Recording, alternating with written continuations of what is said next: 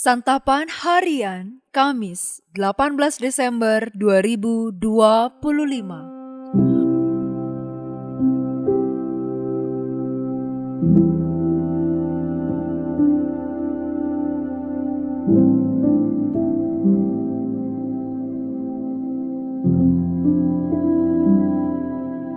Inilah program Santapan Harian, sebuah program yang mengajak Anda menelusuri isi Alkitab, agar Anda menemukan makna firman Tuhan sesuai dengan konteksnya. Santapan Harian tertuju bagi Anda yang ingin memiliki kehidupan rohani yang segar, kuat, dan sigap.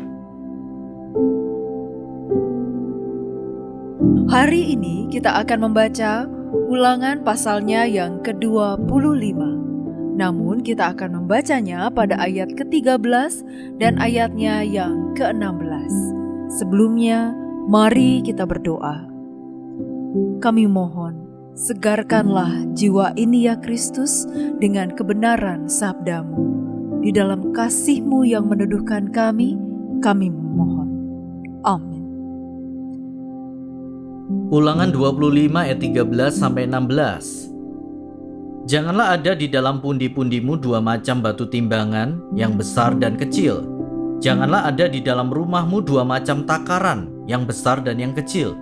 Haruslah ada padamu batu timbangan yang tepat dan benar, serta takaran yang utuh dan benar, supaya kamu hidup lama di tanah yang diberikan kepadamu oleh Tuhan Allahmu. Sebab setiap orang yang melakukan hal yang demikian, yang berbuat curang, menjijikkan bagi Tuhan Allahmu.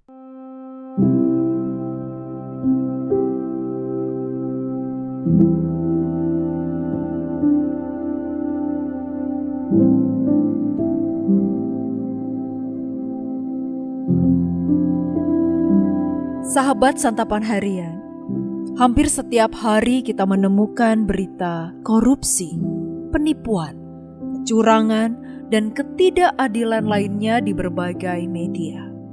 Oleh karena sering muncul dalam pemberitaan media massa, kemudian muncul pertanyaan, apakah cara-cara yang tidak baik itu saat ini menjadi tren dalam mengais rezeki?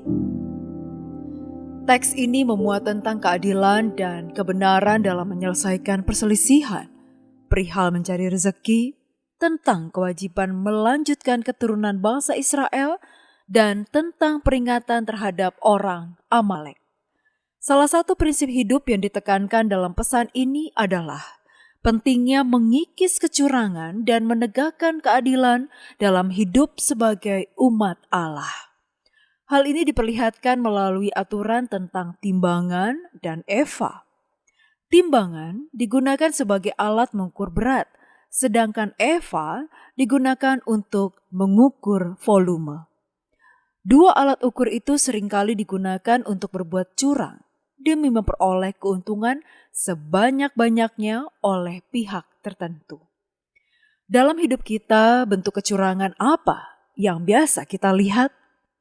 Tampaknya ada kebiasaan curang yang sering dilakukan. Ternyata setiap profesi memiliki celah kecurangan sendiri-sendiri.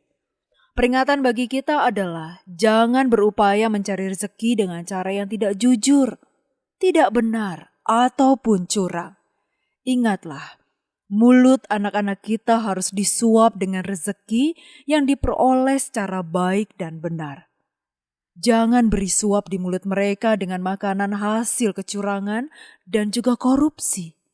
Makanan itu hanya akan membuat anak-anak terlihat gemuk, tetapi tidak membuat anak-anak sehat secara holistik. Hasil kecurangan itu dapat membuat kita tampil mempesona orang lain, namun tidak akan pernah dapat membuat hidup kita tentram. Kikis habislah kebiasaan curang, hidupi dan tegakkanlah kejujuran. Niscaya ketentraman akan menyertai di setiap usia yang Tuhan berikan kepada kita. Bersikaplah jujur di setiap kesempatan hidup yang Tuhan berikan. Inilah sikap hidup Kristen sejati yang menyenangkan Tuhan. Mari kita berdoa. Kristus Yesus, Sang Raja yang adil dan benar, kami datang kepadamu dengan kerendahan hati. Bantulah kami untuk mengikis setiap bentuk kecurangan dalam hidup kami dan di sekitar kami. Semoga kami menjadi pelaku kebenaran dan keadilan-Mu di dunia ini. Di dalam nama-Mu, Kristus Yesus, kami berdoa. Amin.